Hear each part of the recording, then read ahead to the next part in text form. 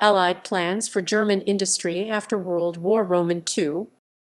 The industrial plans for Germany were designs the Allies considered imposing on Germany in the aftermath of World War II to reduce and manage Germany's industrial capacity. Background: at the Potsdam Conference July-August 1945, with the U.S. seeking to implement the Morgenthau Plan, drawn up by Henry Morgenthau Jr., the United States Secretary of the Treasury, the victorious Allies decided to abolish the German armed forces as well as all munitions factories and civilian industries that could support them. This included the destruction of all ship and aircraft manufacturing capability. Further, the victors decided that civilian industries that might have military potential were to be restricted. The restriction of the latter was calibrated with Germany's approved peacetime needs, which were defined based on the average European standard. In order to achieve this, each type of industry was subsequently reviewed to see how many factories Germany required under these minimum level of industry requirements. Level of industry plans. The first level of industry plan, signed by the Allies on March 29, 1946, stated that German heavy industry was to be lowered to 50% of its 1938 levels by the destruction of 1,500 listed manufacturing plants. In January 1946, the Allied Control Council set the foundation of the future German economy by putting a cap on German steel production capacity. The maximum allowed was set at about 5,800,000 tons of steel a year, equivalent to 25% of the pre-war production level. The UK, in whose occupation zone most of the steel production was located, had argued for a less limited reduction of 12 million tons of steel per year, but had to submit to the will of the US, France, and the Soviet Union, which had argued for a 3 million ton limit. Steel plants thus made redundant were to be dismantled. Germany was to be reduced to the standard of living it had known at the height of the Great Depression, 1932. Car production was set to 10% of pre-war levels, etc. On February 2, 1946, a dispatch from Berlin reported, "Some progress has been made in converting Germany to an agricultural and light industry economy," said Brigadier General William Henry Draper, Jr., chief of the American Economics Division, who emphasized that there was general agreement on that plan. He explained that Germany's future industrial and economic pattern was being drawn for a population of 66,500,000.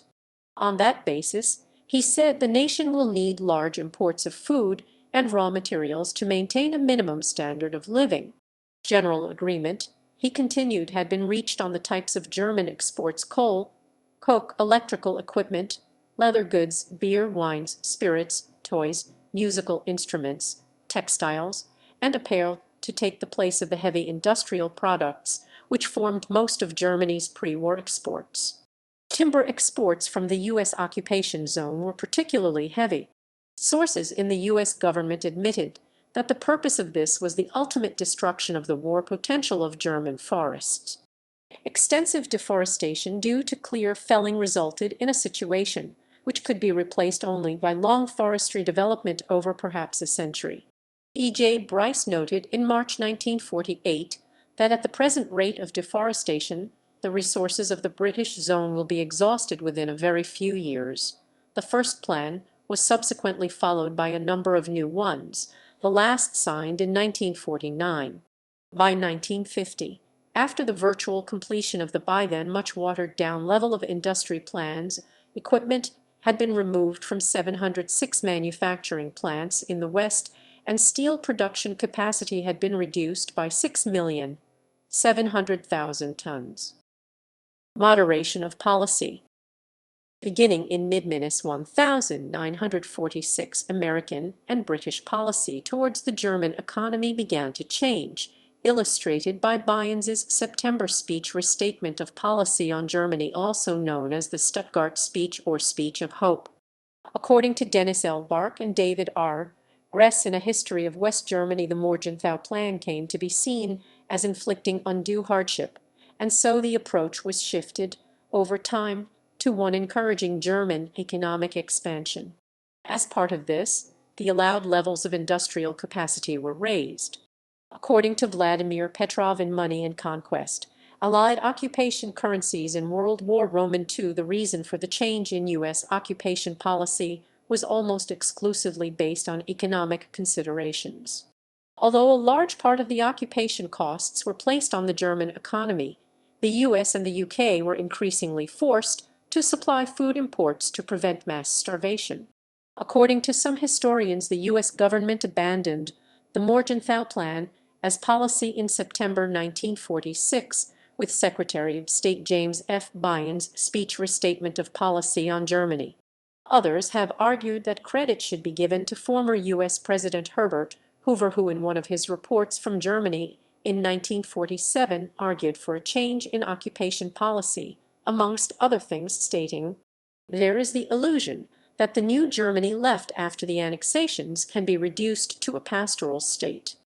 It cannot be done unless we exterminate or move 25 million people out of it." Worries about the sluggish recovery of the European economy, which before the war was driven by the German industrial base and growing Soviet influence amongst a German population subject to food shortages and economic, caused the Joint Chiefs of Staff and Generals Clay and Marshall to start lobbying the Truman administration for a change of policy. General Clay commissioned several expert studies about necessary changes in German economy and stated, "There is no choice between being a communist on 1,500 calories a day and a believer in democracy on 1,000." In July 1947, President Harry S. Truman rescinded on national security grounds the Punitive Occupation Directive JCS 1067, which had directed the U.S. forces of occupation in Germany to take no steps looking toward the economic rehabilitation of Germany or designed to maintain or strengthen the German economy. It was replaced by JCS 1779, which instead noted that an orderly, prosperous Europe requires the economic contributions of a stable and productive Germany. Nevertheless, General Clay needed over 2 months to overcome continued resistance among his staff to the new directive, but on July 10, 1947, it was finally approved at a meeting of the SWNCC. The final version of the document was purged of the most important elements of the Morgenthau Plan. The restrictions placed on German heavy industry production were thus partly ameliorated, as permitted steel production levels were raised from 25% of pre-war capacity to a new limit placed at 50% of pre-war capacity. Economic consequences. The reduction in steel production that resulted from the first and the second level of industry plans meant that a steel production bottleneck ensued, which forced other parts of German industry to fall below their own permitted production. The economy of the Bizone finally hit rock bottom early in 1948 as a consequence of this. Compounding the problems in the steel industry and their effects on the German economy as a whole was the prohibition against importing high-grade Swedish iron ore. Until that was lifted in 1948, German steel plants had to rely on low-quality local ore, which required almost twice the amount of coal to process. Moreover, the Germans were also forced to sell their steel at wartime prices until April 1, 1948, which meant large losses for the industry. Additionally, attempts to decartelize the German steel industry also contributed to the low output. The Allied Control Council set the price for German coal at half what it cost to produce it. From May 1945 until September 1947, the US, UK, and France exported German coal for $10.50/ton, while the world price hovered closer to $25, $30 per ton. During this period, the Allies thus took roughly $200 million out of the German economy from this source alone. In September 1947, the export price was raised but remained set at $5, $7 below world market prices. In Germany, the shortage of food was an acute problem. According to the UNRWA in 1946-47, the average kilocalorie intake per day was estimated to be 1080, which according to Alan S. Millward was an amount insufficient for long-term health. Other sources state that the kilocalorie intake in those years varied between as low as 1,000 and 1,500.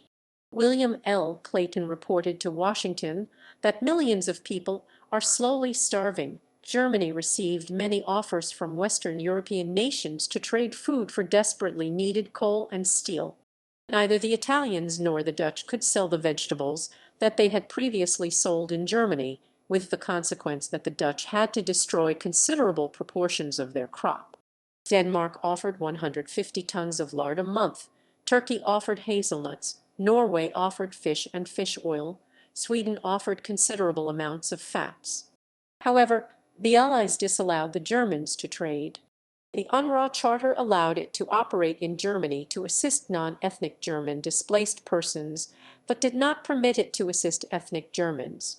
In 1948, after 3 years of occupation, the combined US and UK expenditure on relief food in Germany through Garioa and other means stood at a total of close to $1.05 billion that were charged to the Germans. Still, according to Nicholas Balopins, German food rations were deficient in composition and remained far below recommended minimum nutrition levels. Officials in authority admitted that the distributed rations represented a fairly rapid starvation level. See also American food policy in occupied Germany. Reparations and exploitation. Marshall Plan. With the Western Allies eventually becoming concerned about the deteriorating economic situation in their tri-zone, the U.S. Marshall Plan of economic aid to Europe was extended also to Western Germany in 1948. The Ruhr Agreement was imposed on the Germans as a condition for permitting them by controlling the production and distribution of coal and steel, i.e., how much coal and steel the Germans themselves would get. The International Authority for the Ruhr in effect controlled the entire West German economy, much to the dismay of the Germans. They were, however, permitted to send their delegations to the authority after the Petersburg Agreement, with the West German Agreement to join the European coal and steel community in order to lift the restrictions imposed by the IAR, thus also ensuring French security by perpetuating French access to Ruhr coal. The role of the IAR was taken over by the EXC. The Saar, with U.S. permission, as for example given in the Stuttgart speech, France expanded the borders of the Saarland by adding parts of the Rhineland and thereafter detached it as a protectorate in 1947. This was done as the Saarland served as Germany's second largest remaining source of coal, and its detachment was therefore necessary in order to curtail German industrial capability. The area was integrated into the French economy, and although nominally politically independent, its security and foreign policies were decided in Paris, which also maintained a high commissioner with wide-ranging powers in the protectorate. The Soviet Union. In accordance with the agreements with the USSR, shipment of dismantled German industrial installations from the West began on March 31, 1946. By August 1947, 11,100 tons of equipment had been shipped east as reparations to the Soviet Union. Under the terms of the agreement, the Soviet Union, in view of the Soviet failure to do so, the U.S. temporarily halted shipments east, although they were never resumed. However, it was later shown that although the shipments stop was utilized for Cold War propaganda reasons, the main reason for halting shipments east was not the behavior of the USSR, but rather the recusant behavior of France. Materials sent to the USSR included equipment from the Kugelfischer ball bearing plant at Schweinfurt, the Daimler-Benz underground aircraft engine plant at Obergheim, the Discimag shipyards at Bremen, and the Gendorf power plant. End of dismantling. The dismantling of German industry continued, and in 1949 Konrad Adenauer wrote to the Allies requesting that it end, citing the inherent contradiction between encouraging industrial growth and removing factories, and also the unpopularity of the policy. See also Adenauer's original letter to Schuman, Ernest Bevin's letter to Robert Schuman urging a reconsideration of the dismantling policy. Support for dismantling was by this time coming predominantly from the French, and the Petersburg Agreement of November 1949 reduced the levels vastly, though dismantling of minor factories continued until 1951. In 1951, West Germany agreed to join the European Coal and Steel Community X the following year. This meant that some of the economic restrictions on production capacity and on actual production that were imposed by the International Authority for the Ruhr were lifted, and that its role was taken over by the EXC. The final limitations on German industrial levels were lifted after the European Coal and Steel Community entered into force in July 1952. The Allied efforts to deconcentrate and reorganize the German coal, iron, and steel industry were also continued. Although dismantling of West German industry ended in 1951, industrial disarmament lingered in restrictions on actual German steel production and production capacity, as well as on restriction on key industries. All remaining restrictions were only lifted when the Allied occupation of West Germany ended on May 5, 1955. According to Frederick H. Garriott, noting that although U.S. policy had changed well before that, the last act of the Morgenthau drama occurred on that date, May 5, 1955, or when the Tsar was returned to Germany January 1, 1957. Vladimir Petrov concludes that the Allies delayed by several years the economic